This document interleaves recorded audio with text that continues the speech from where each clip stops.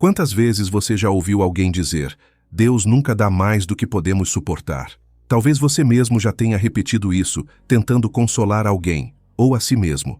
Mas e se essa frase tão presente em cultos, pregações e lágrimas nunca tivesse saído da boca de Jesus? E se, no momento em que você mais precisou de consolo verdadeiro, o que recebeu foi apenas uma frase bonita, mas falsa? Há verdades que confortam, e há ilusões que aprisionam.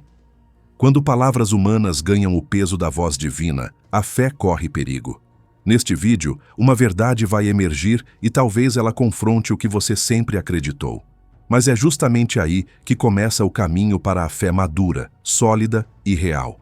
Fique até o fim, porque esta revelação não apenas muda o que você pensa, ela pode transformar como você crê. Uma senhora entra na igreja com os olhos marejados, segurando um pequeno caderno gasto pelas mãos. Ela o carrega para todos os cultos desde que perdeu o marido. Nele, anota versículos, promessas e conselhos que escuta no púlpito. Num dos cantos da capa está escrito com destaque: Deus nunca nos dá mais do que podemos suportar. Essa frase a conforta em noites difíceis. Ela acredita que são palavras de Jesus. E não está sozinha. Milhões de fiéis ao redor do mundo repetem essa exata citação, com convicção, em funerais, em hospitais, em momentos de crise. Ela aparece em camisetas, adesivos de carro, quadros de sala, livros de autoajuda cristã. Pastores a recitam com ênfase, pregadores a usam como âncora de fé. Mas e se essa frase nunca tivesse sido dita por Jesus? E se não passasse de uma construção doutrinária que se consolidou mais pela repetição do que pela verdade bíblica? Essa pergunta não é uma armadilha retórica. A verdade é que a frase "Deus nunca dá mais do que você pode suportar" não aparece nos evangelhos. Jesus jamais disse isso em nenhuma ocasião.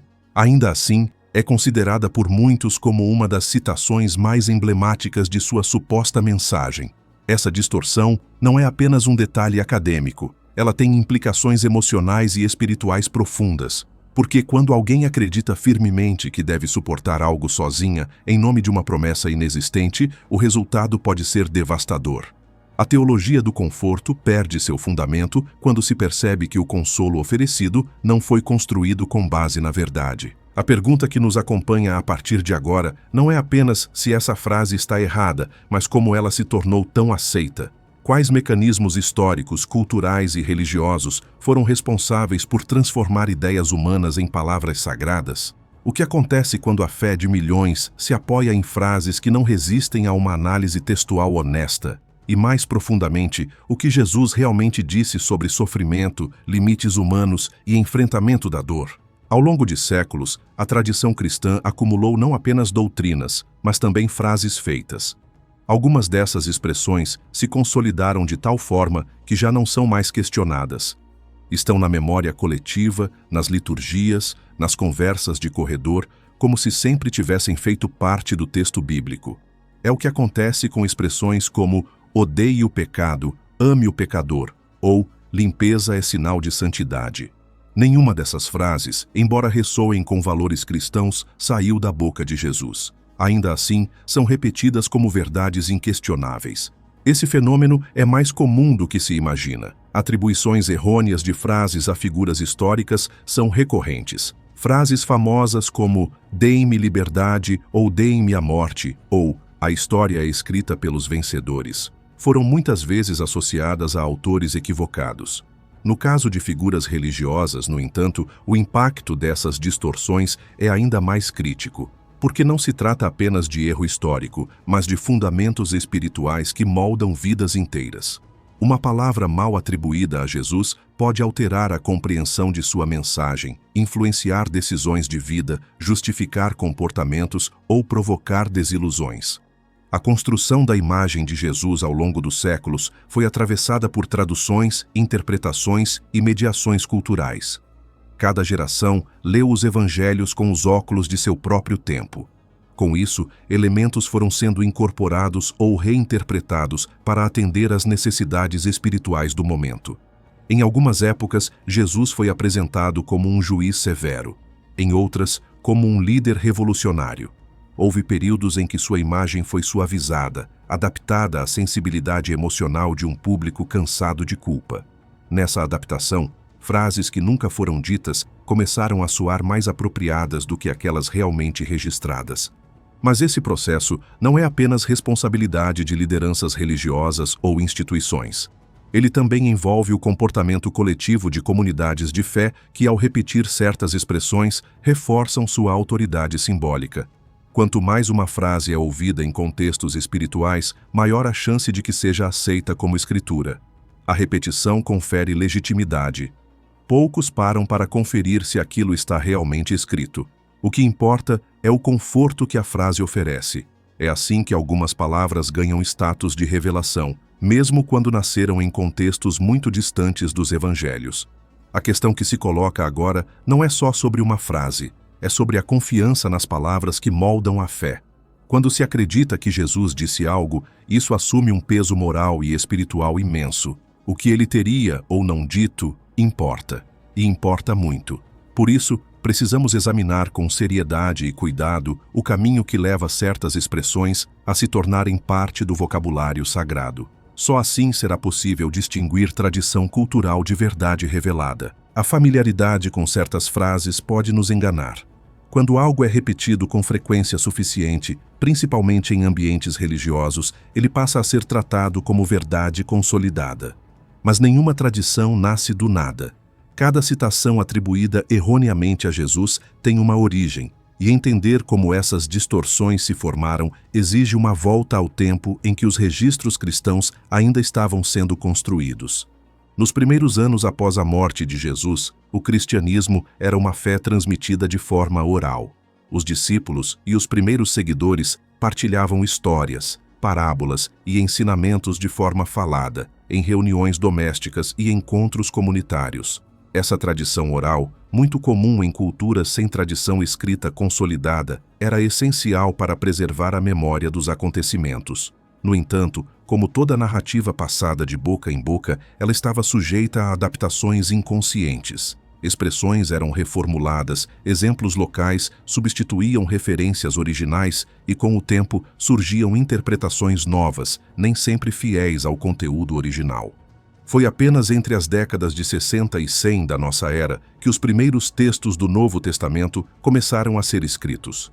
O Evangelho de Marcos, geralmente considerado o mais antigo, é datado por estudiosos como tendo sido composto por volta do ano 65. Mateus e Lucas vieram na sequência, provavelmente entre os anos 80 e 90. O Evangelho de João foi possivelmente redigido no final do primeiro século. Isso significa que houve um intervalo de diversas décadas entre os eventos da vida de Jesus e o momento em que seus feitos e palavras foram registrados por escrito. Nesse intervalo, é natural que tenham ocorrido reformulações, lapsos de memória e influências de diferentes contextos culturais. Além disso, não existia uma versão única e oficial dos evangelhos nos primeiros séculos. Diversos textos circulavam entre comunidades cristãs distintas, muitos dos quais hoje são classificados como apócrifos. Escritos como o Evangelho de Tomé, o Evangelho de Pedro e o Proto-Evangelho de Tiago trazem visões alternativas sobre a vida e os ensinamentos de Jesus, e eram levados a sério por grupos inteiros de cristãos antes de serem rejeitados pela ortodoxia dominante. Esse ambiente fértil de textos diversos contribuiu para que expressões variadas fossem atribuídas ao Nazareno, mesmo sem qualquer registro nos 4 evangelhos aceitos atualmente. O processo de canonização, ou seja, a seleção dos livros que fariam parte do Novo Testamento, levou séculos. Foi apenas no ano 367 que Atanásio de Alexandria publicou uma carta reconhecendo os 27 livros hoje aceitos como canônicos, e isso só foi oficialmente endossado em concílios posteriores, como o Sínodo de Cartago, realizado no ano 397. Até então, havia debates intensos sobre quais textos eram de fato inspirados e quais não deveriam ser incluídos. Nesse cenário fluido, interpretações livres se multiplicaram e frases foram ganhando força não por sua origem, mas por sua popularidade entre os crentes. Outro fator determinante na propagação de frases equivocadas foi a tradução. Os textos originais do Novo Testamento foram escritos majoritariamente em grego koiné. uma forma de grego comum na época. Mas à medida que o cristianismo se espalhava por diferentes regiões, surgiu a necessidade de tornar esses textos acessíveis a novos públicos. A mais influente dessas traduções foi a Vulgata, obra de Jerônimo no século IV, que verteu os textos para o latim. Embora tenha sido um marco na história da Igreja, a Vulgata carregava imprecisões que refletiam tanto limitações linguísticas quanto interpretações teológicas da época. E quando a Bíblia começou a ser traduzida para outras línguas, como o alemão por Martinho Lutero em 1534 e o inglês na versão King James em 1611, essas imprecisões foram sendo amplificadas ou reinterpretadas segundo os costumes, prioridades e compreensões doutrinárias de cada tradutor. Não era apenas uma questão de linguagem, mas também de contexto. A escolha de uma palavra ao invés de outra podia alterar o sentido teológico de uma frase. E bastava que uma expressão caísse no gosto popular para que começasse a ser tratada como se fosse uma citação direta de Jesus, mesmo sem fundamento. Esse efeito se acentuou com a ascensão da pregação popular. No século XIX, durante os grandes movimentos de avivamento nos Estados Unidos e na Europa, muitos pregadores itinerantes adaptavam as mensagens para torná-las mais acessíveis às massas. Era comum o uso de frases de efeito, ditados e adaptações de versículos que ressoavam com as emoções do público. Algumas dessas frases se cristalizaram com o tempo. Elas eram repetidas nos púlpitos, nas escolas dominicais e em panfletos religiosos. Passaram a ser vistas como verdade porque pareciam certas, não porque realmente estavam nos evangelhos. Quando se observa esse processo em perspectiva, entende-se como frases não bíblicas puderam ser absorvidas com tanta naturalidade pelo discurso cristão. Não foi um erro isolado, mas uma consequência de séculos de transmissão oral, traduções imprecisas, disputas doutrinárias e estratégias de comunicação religiosa. É esse pano de fundo histórico que permite compreender por que tantas pessoas hoje acreditam que certas palavras vieram de Jesus, mesmo quando não vieram. A força da tradição, aliada à autoridade do púlpito e à fragilidade da checagem individual, cria o terreno ideal para que interpretações se tornem doutrinas, e doutrinas se transformem em supostas palavras do próprio Cristo. Ao longo dos séculos, a transmissão do texto bíblico deu margem não apenas a frases adicionadas ou mal traduzidas, mas também a interpretações imprecisas de passagens autênticas. Um dos exemplos mais emblemáticos dessa realidade é a transformação de uma frase escrita pelo apóstolo Paulo em uma das afirmações mais difundidas nos púlpitos atuais. Trata-se da ideia de que Deus não dá mais do que você pode suportar. Embora seja amplamente aceita como conforto em tempos difíceis, essa expressão nunca foi pronunciada por Jesus. Na verdade, ela não aparece em nenhum dos 4 evangelhos. Sua origem está associada a uma leitura equivocada da primeira carta aos Coríntios, capítulo 10, versículo 13. Nesse trecho, Paulo escreve que nenhuma tentação sobreveio aos cristãos que não fosse comum à natureza humana. Ele completa dizendo que Deus é fiel e não permitirá que sejam tentados além do que podem suportar, provendo um escape para que possam resistir. O centro da mensagem está na palavra tentação. E é aí que se estabelece uma das distorções mais recorrentes na interpretação popular. A afirmação de Paulo não se refere ao sofrimento no sentido amplo, nem às tragédias da vida, tampouco às angústias profundas causadas por perdas, doenças ou frustrações. O foco é ético, não emocional. A palavra grega utilizada por Paulo é peirasmos, que possui o sentido de teste, provação ou tentação moral. A ideia não é que Deus isente seus filhos de desafios pesados, mas que, quando forem confrontados com dilemas morais, não estarão abandonados à própria fraqueza. Essa promessa diz respeito à integridade diante do erro e não à resiliência diante do sofrimento. Ainda assim, o versículo foi progressivamente interpretado fora de seu contexto original, até ser transformado na crença de que nenhuma carga viria a uma pessoa sem que ela fosse, de antemão, capaz de suportá-la sozinha. Se você está gostando desse conteúdo e acha importante refletir sobre essas verdades, comenta Amém aqui embaixo. Isso ajuda muito a espalhar essa mensagem e mostra que você está junto nessa caminhada.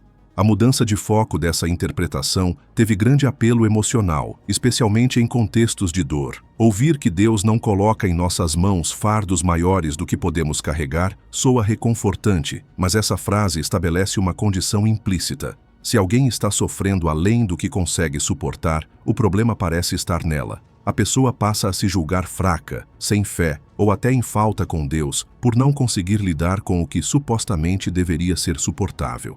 A espiritualização do sofrimento, nesse formato, desloca a compaixão e impõe uma cobrança. Em contraste, os evangelhos revelam outra perspectiva. Em João, capítulo 16, versículo 33, Jesus afirma claramente que neste mundo haveria aflições. Ele não mascara a realidade, não disfarça o peso da existência, nem sugere que a dor será proporcional à nossa resistência.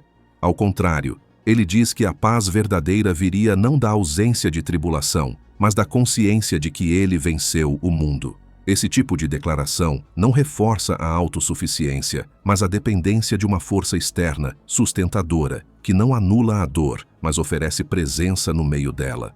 O próprio Paulo, frequentemente citado para defender a autossuficiência diante das provações, escreve na segunda carta aos Coríntios, capítulo 1, que enfrentou tribulações acima de suas forças. Ele afirma que chegou a perder a esperança da própria vida. Se o próprio autor de uma das passagens mais mal interpretadas reconhece que passou por experiências insuportáveis, torna-se evidente que a doutrina popular construída sobre essa leitura simplificada não se sustenta diante de uma leitura atenta do texto completo. Esse tipo de distorção não ocorre apenas por falta de leitura, mas por uma tendência natural da alma humana de buscar explicações confortáveis. Em momentos de dor intensa, é difícil aceitar que a fé não elimina o sofrimento. É mais fácil acreditar que a existência está perfeitamente equilibrada entre o que recebemos e o que suportamos.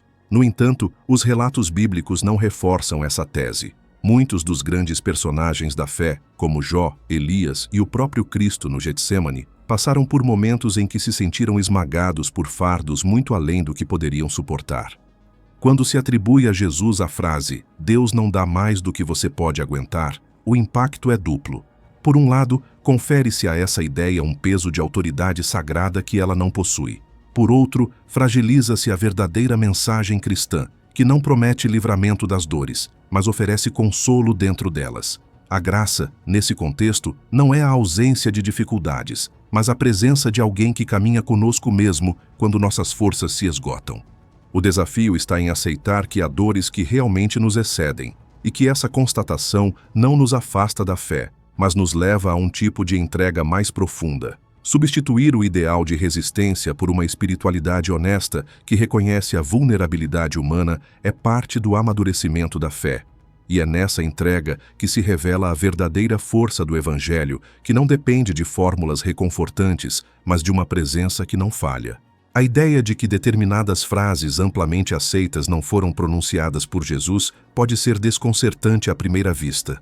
No entanto, esse é apenas o ponto de partida para uma questão ainda mais profunda. O abismo entre as palavras que Jesus de fato disse e os inúmeros clichês que passaram a circular em seu nome. Essa distância não é meramente semântica. Ela redefine a forma como milhões de pessoas compreendem a fé, molda decisões morais e afeta a forma como os cristãos lidam com o mundo real. Grande parte do problema está na familiaridade enganosa de certas expressões. Quando uma frase é repetida o suficiente em sermões, músicas e conversas cotidianas, ela ganha a aparência de verdade incontestável. A força da repetição muitas vezes suprime a necessidade de verificação. Poucos conferem se tais frases constam nos evangelhos. O peso emocional que elas carregam frequentemente é suficiente para que sejam acolhidas como se tivessem origem divina. E, ao fazer isso, acabam por substituir ou suavizar verdades que, embora mais exigentes, foram deixadas por Jesus sem filtros ou retoques. Um exemplo clássico é a frase "ame o pecador, odeie o pecado". Ela é usada com frequência para justificar uma postura de tolerância moral, com aparente respaldo cristão. Entretanto, não há nenhum registro nos evangelhos que atribua essas palavras a Jesus. A frase se alinha de fato com certos valores éticos defendidos no Novo Testamento, mas seu formato é uma construção moderna. Alguns estudiosos associam sua origem a figuras como Agostinho ou Gandhi, mas seu uso no contexto cristão atual frequentemente serve mais para sinalizar uma posição do que para refletir um ensino direto de Cristo. Outro exemplo é a expressão "limpeza é próxima da santidade". Essa frase não se encontra em nenhum lugar da Bíblia. Seu uso ganhou popularidade a partir do século XVIII, especialmente em círculos protestantes da Inglaterra, onde a disciplina moral era frequentemente associada à ordem e à higiene. Com o tempo, essa associação cultural foi naturalizada em ambientes religiosos, como se fosse um princípio bíblico. Mas, na prática, ela diz mais sobre costumes sociais da época do que sobre o conteúdo das palavras de Jesus. Atribuir essas e outras expressões a Jesus gera um efeito perigoso. Primeiro, porque coloca na boca dele afirmações que ele nunca fez. Segundo, porque retira do centro do discurso cristão o conteúdo original e subversivo de suas palavras reais. O que Jesus de fato disse é, em muitos casos, mais exigente, mais direto e menos confortável do que os clichês consoladores que circulam amplamente. Ele falou sobre negarmos a nós mesmos, sobre carregar a cruz, sobre perder a vida para encontrá-la. Ele desafiou estruturas religiosas, confrontou hipócritas, acolheu os desprezados e redefiniu o conceito de justiça. Esse conteúdo não cabe facilmente em frases prontas ou slogans populares. É importante perceber que os evangelhos não registram discursos moldados para agradar. As palavras de Jesus frequentemente causaram desconforto, escândalo e até rejeição. Ao afirmar que o primeiro seria o último, que os mansos herdariam a terra ou que os seus seguidores seriam perseguidos, ele estava indo na contramão da lógica dominante, tanto religiosa quanto política. A sua linguagem era marcada por uma autoridade que não precisava de adornos. As parábolas que contava não buscavam produzir alívio emocional imediato, mas provocar reflexão profunda e, muitas vezes, desconstruir certezas. A diluição dessas palavras em expressões simplificadas enfraquece o impacto do ensinamento original. Frases como "tudo coopera para o bem" ou "Deus tem um plano perfeito" podem até estar baseadas em versículos autênticos, mas fora de contexto se tornam afirmações genéricas. Elas perdem a densidade da realidade que Jesus enfrentava ao falar com pessoas concretas, em situações específicas. É muito diferente ouvir Jesus dizendo a alguém atormentado, "não temas, sou eu", do que transformar isso em um conceito vago de positividade espiritual. Essa tendência à simplificação revela uma dificuldade contemporânea em lidar com a complexidade das Escrituras. A mensagem de Jesus não foi escrita para se tornar um manual de frases motivacionais. Ela é uma convocação radical à transformação do ser humano. Ao trocar palavras autênticas por fórmulas confortáveis, o cristianismo corre o risco de se tornar uma religião de aparência, onde a estética da linguagem substitui a profundidade da verdade. Essa substituição tem efeitos concretos na prática da fé. Quando os crentes se alimentam de frases que Jesus nunca disse, criam expectativas irreais sobre o que significa segui-lo.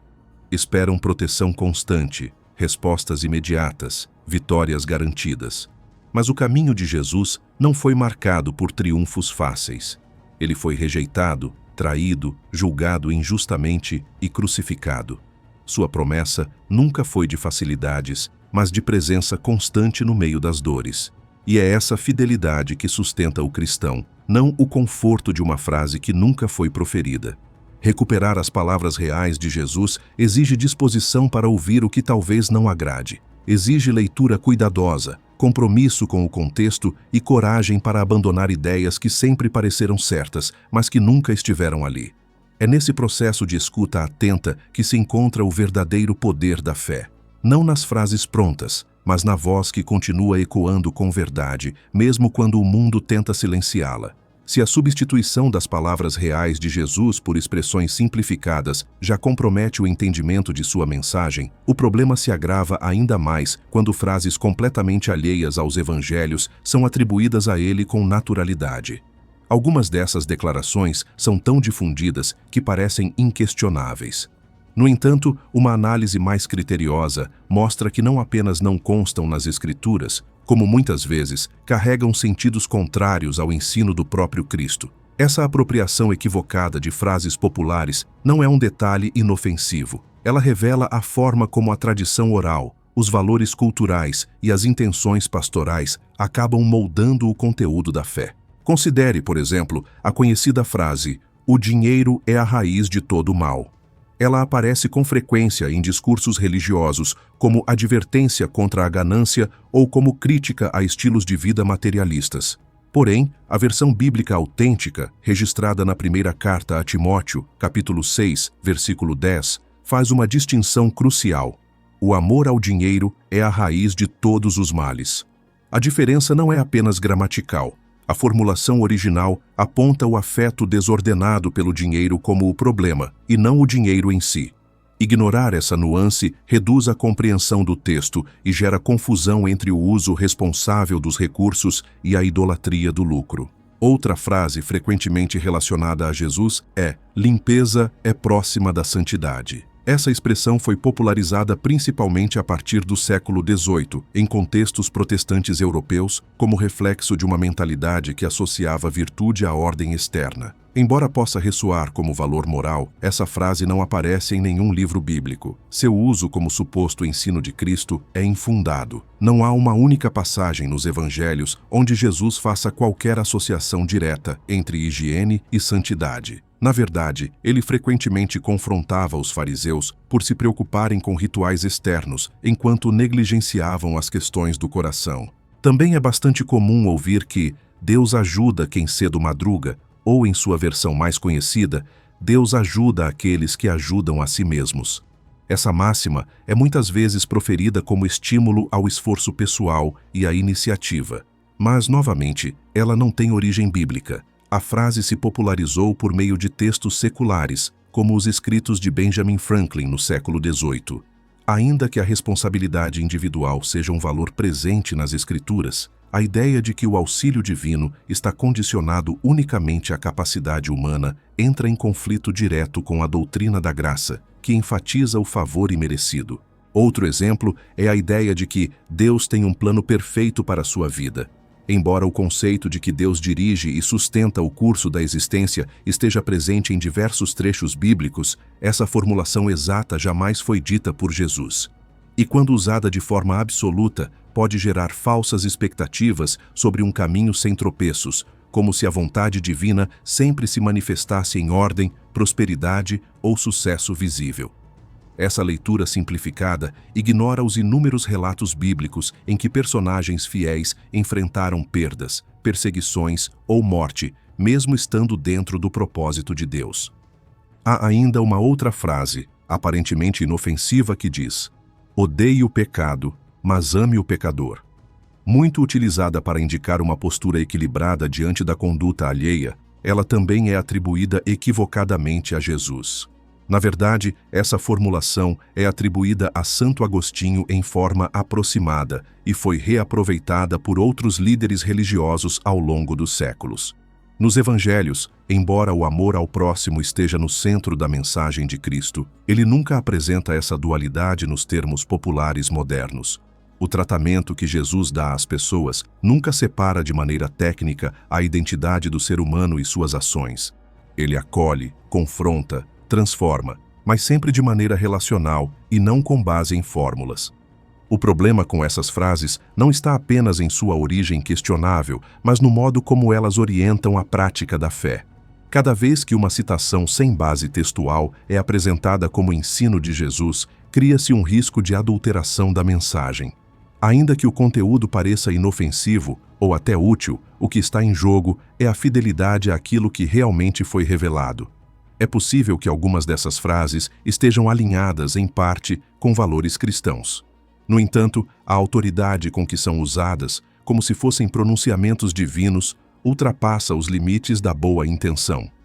Ao atribuir a Jesus aquilo que ele não disse, constrói-se uma figura moldada mais pela conveniência do que pela verdade. E quanto mais essa figura se distancia da realidade dos evangelhos, mais ela deixa de confrontar, transformar e orientar a vida real. A força da mensagem de Cristo está em sua capacidade de penetrar os dilemas humanos com autenticidade, não em oferecer respostas prontas. Jesus não falou por slogans, nem buscou conforto imediato. Suas palavras atravessam séculos porque possuem uma densidade que desafia até hoje os sistemas religiosos, as estruturas de poder e os corações resistentes. O desafio, então, é reaprender a escutar, voltar ao texto, redescobrir nas palavras originais uma voz que não se contenta em repetir fórmulas, mas convida à verdade.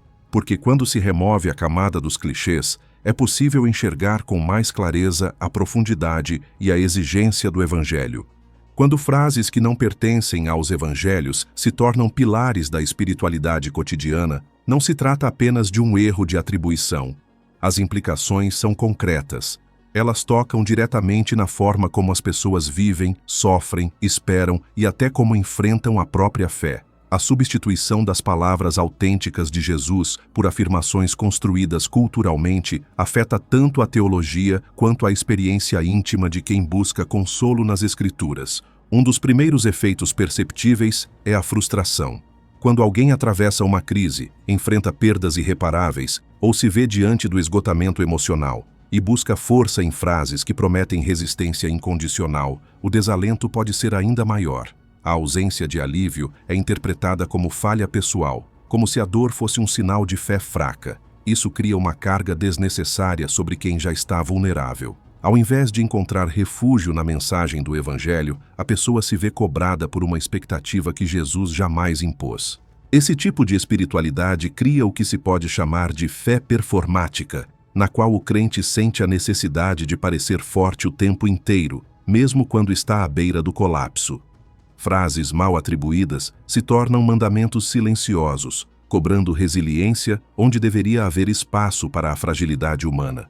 O sofrimento deixa de ser vivido com honestidade, passando a ser disfarçado por declarações de força que não correspondem ao que se vive internamente. Há também implicações doutrinárias. Quando a base da fé é construída sobre ideias que não estão nas Escrituras, perde-se a referência clara para a verdade. A confusão entre tradição religiosa e revelação bíblica enfraquece o discernimento espiritual. E esse enfraquecimento não é apenas teórico. Ele afeta decisões reais, desde como uma comunidade lida com o sofrimento de seus membros até a maneira como interpreta eventos trágicos. Sem o filtro adequado, qualquer afirmação emocionalmente agradável pode ser tratada como verdade absoluta, desde que soe espiritual o suficiente. O mais preocupante, porém, é o distanciamento da própria figura de Jesus.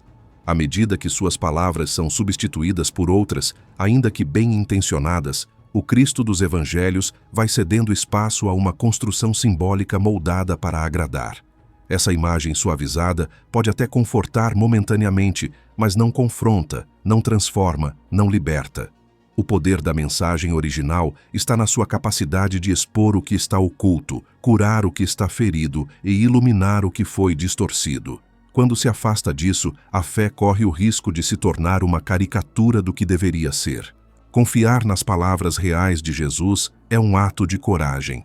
Exige abrir mão de fórmulas prontas, admitir a própria vulnerabilidade e permitir que a verdade fale com profundidade. A integridade da fé não está na quantidade de frases que confortam, mas na fidelidade ao que foi de fato revelado. E é justamente nesse retorno ao essencial que se encontra o caminho para uma espiritualidade mais honesta, mais humana e, paradoxalmente, mais divina. Se você gostou do conteúdo e deseja apoiar nosso trabalho para que possamos continuar trazendo mais pesquisas e análises profundas, considere fazer uma doação de qualquer valor. Essa contribuição ajuda diretamente no crescimento do canal e na produção de materiais ainda mais ricos.